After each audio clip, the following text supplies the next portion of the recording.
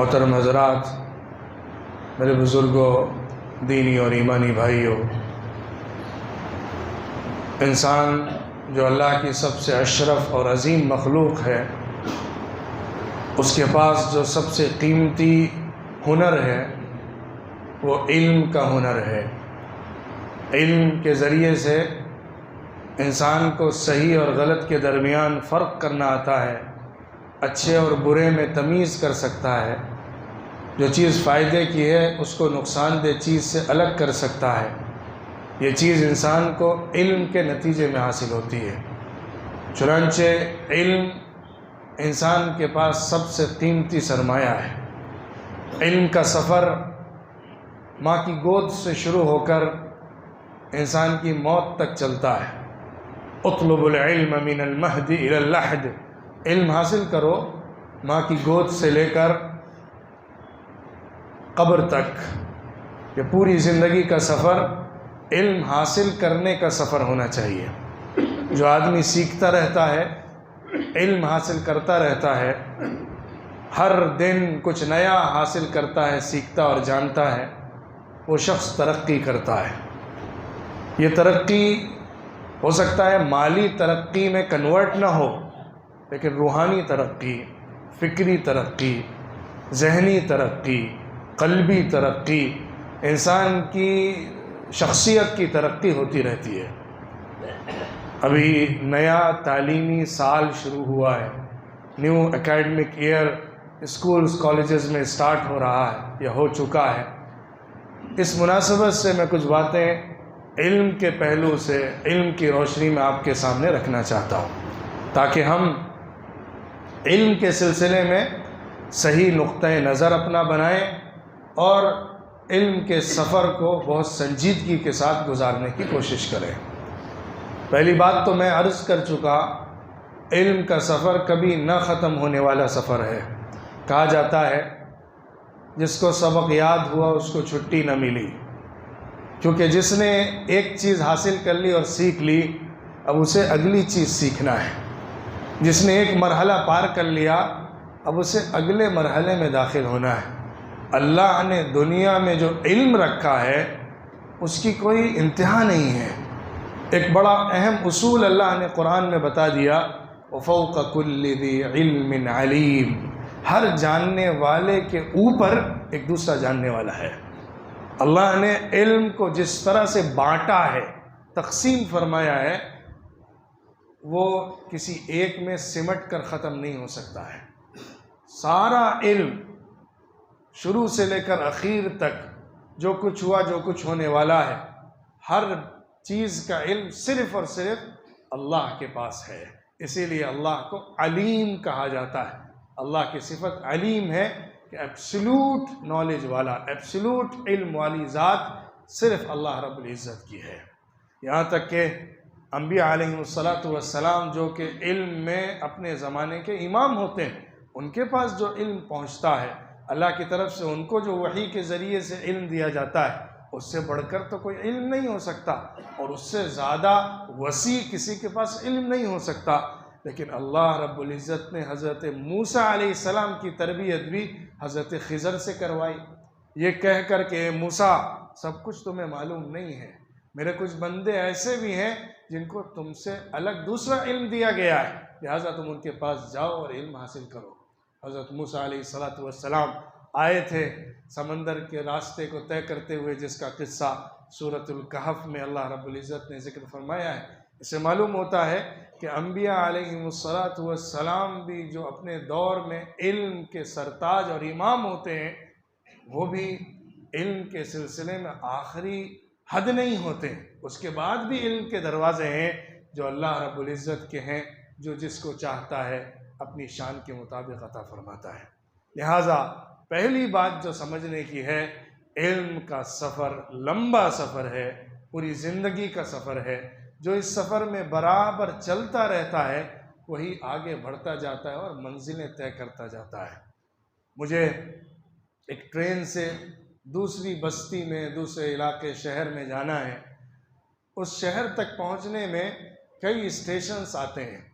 Train यहाँ से शुरू होकर डेस्टिनेशन तक एक ही मोमेंट में नहीं पहुंचती है, उसको बीच बीच में स्टॉप करके ले जाया जाता है, क्योंकि उस स्टॉप पर लोगों को अपनी ज़रूरतें पूरी करनी होती है। किसी को उतरना है तो उतरता है, चढ़ना है तो चढ़ता है। वहाँ से लोगों का काफ़िला रिजॉइन होता है, कुछ लोगों का काफ़िला वहाँ पर रुकता है, कुछ का चढ़ता है। ये एक सफ़र है, ट्रेन है जो चलती चली जा रही है। ऐसे ही इल्म के मराहिल होते हैं। एक मरहला वो होता है जो माँ की गोद का होता है, एक मरहला उसके बाद का होता है जब इंसान स्कूल में एडमिट होता है, उसके बाद का मरहला होता है जब हाई स्कूल में आ जाता है, फिर वो इंटर या पीयूसी में आता है, फिर डिग्री में आता है, फिर उसके बाद हायर एजुकेशन के लिए जाता है, फिर उसके बाद अपना रिसर्च पे काम करना चाहे तो रिसर्च करता है, या किसी फील्ड में जॉब करता है तो उसमें भी अपने इल्म को बराबर बढ़ाता चला जाता है। तो ज़िंदगी में एक इल्म वो होता है जो हम सीखते हैं, हासिल करते हैं। वो हासिल करना दूसरों की ज़ुबान से भी हो सकता है, किताबों से भी हो सकता है, किसी इंस्टीट्यूशन से भी हो सकता है, टीचर से बुनियादी तौर पर होता है। इसको एक्वायर्ड नॉलेज कहा जाता है, एक्सपीरियंस से होता है। ये इल्म है जो हम हासिल करते हैं दूसरों की मदद से, या एक सिस्टम में आकर उसको हासिल करते हैं। इसी तरह एक गिवन इल्म है जो अल्लाह रब्बुल इज़्ज़त अंबिया अलैहिमुस्सलातु वस्सलाम के ज़रिए से वही को नाजिल करके इंसानों तक पहुँचाता है, जहाँ पर इंसान की अक्ल से नहीं फ़ैसले किए जाते, बल्कि अल्लाह की रहनुमाई के ज़रिए से इंसान को सही और गलत समझाया जाता है, रहनुमाई की जाती है, गाइडेंस दी जाती है। तो इल्म दोनों तरह का इल्म, जो इंसान अपनी मेहनत से कमाता है, और दूसरा इल्म जो अल्लाह की तरफ से दिया जाता है, आज इंसान को उसे भी मेहनत से ही हासिल करना है। वो इल्म अल्लाह की तरफ से अंबिया को तो दे दिया गया, लेकिन ऐसा नहीं है कि हर इंसान पर नाजिल किया जा रहा है। हर इंसान को उसे सीखने के लिए मेहनत करनी पड़ेगी, जैसा कि दुनिया के इल्म को हासिल करने के लिए मेहनत करनी पड़ती है। एक एक स्टेज को पूरा करना पड़ता है। प्राइमरी लेवल होता है, हाई स्कूल लेवल होता है, फिर उसके बाद कॉलेज का लेवल होता है। ऐसे ही दीन के इल्म को भी जो अल्लाह ने नबी को पूरा अता फरमाया है, उसे भी हासिल करने के लिए मरहलों के साथ गुजरना पड़ता है, और आगे अहम मरहले तक जाया जाता है, जिसमें इंसान को एक बुनियादी इल्म का समंदर हाथ आ जाता है। तो ये सफ़र जो इल्म का सफ़र है, लंबा सफ़र है, हमें अपने आप को स्टूडेंट बनाना चाहिए।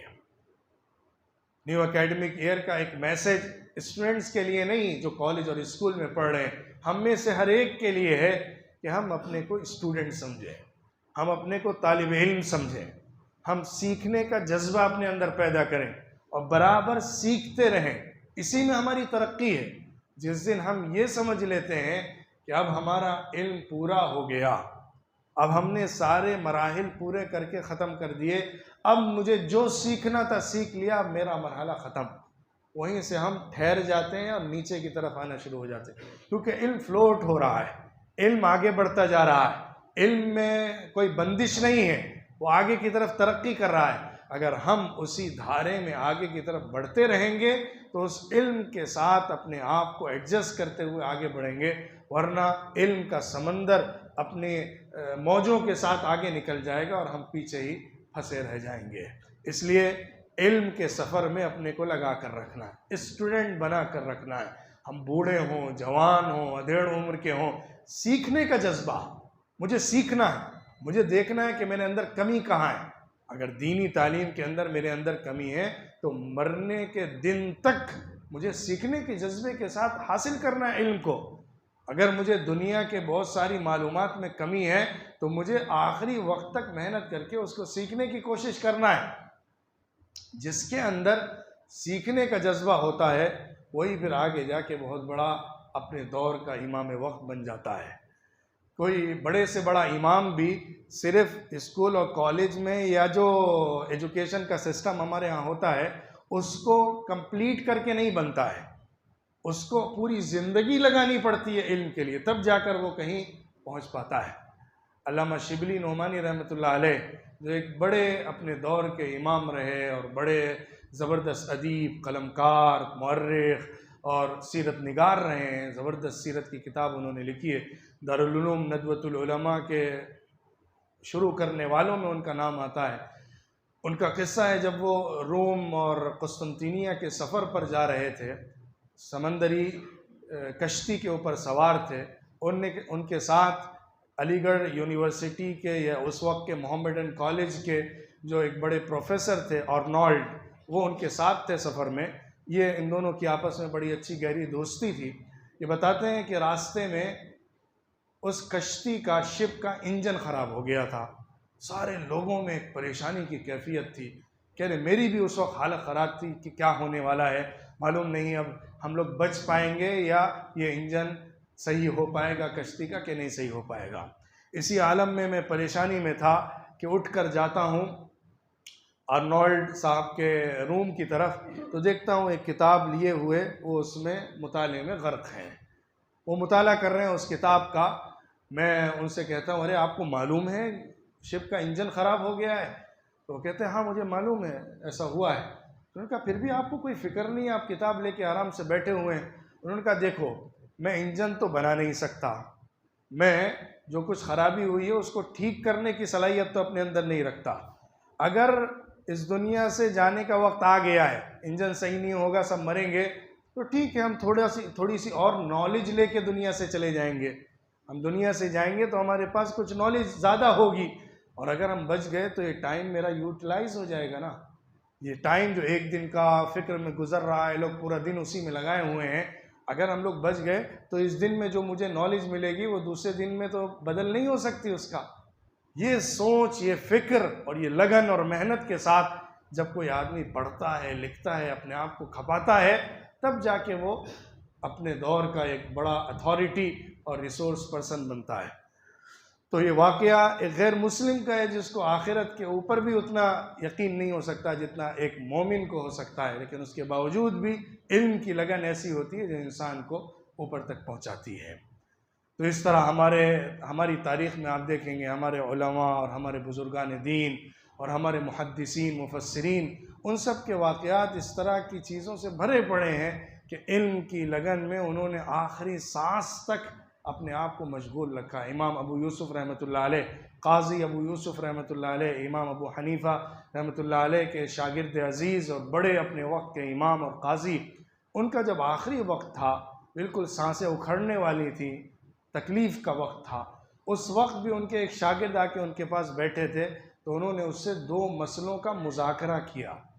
2 मसलों के बारे में हुक्म क्या होना चाहिए, इस पर उनसे मुबाहिसा किया, अपने शागिर्द से बातचीत की। वो शागिर्द कह रहा था आपकी हालत ख़राब है, आप बिल्कुल सख्त तरीन परेशानी के आलम में हैं, इस वक्त भी आप इल्मी मुज़ाकरे की बात कर रहे हैं, मसले मसाइल को हमसे ज़ेर बहस ला रहे हैं। उन्होंने कहा तुम क्या चाहते हो, मैं इस दुनिया से जाऊँ, मुझे ये 2 मसले सही से मालूम हो, ये ज़्यादा अच्छा है, या मैं दुनिया से इस हाल में जाऊँ कि मुझे ये 2 मसले मालूम ना हो। तो ये इल्म की लगन और आखिरी दम तक कुछ हासिल करने का जज्बा इंसान को ऊपर लेकर जाता है। लिहाजा पढ़ाई और तालीम सिर्फ स्कूल और कॉलेज की दुनिया का काम नहीं है, हमारी पूरी ज़िंदगी का सफ़र है। अपने आप को इल्म से जोड़ना, अपने आप को सेल्फ स्टडी से लगाना, कुछ न कुछ खुद पढ़ते रहना। ये जो एजुकेशनल सिस्टम होता है जिसमें हम हायर एजुकेशन पे जाके अपना तालीमी सफ़र ख़त्म करते हैं, उसके बाद हम अपनी खुद से तालीम का आगाज़ करते हैं।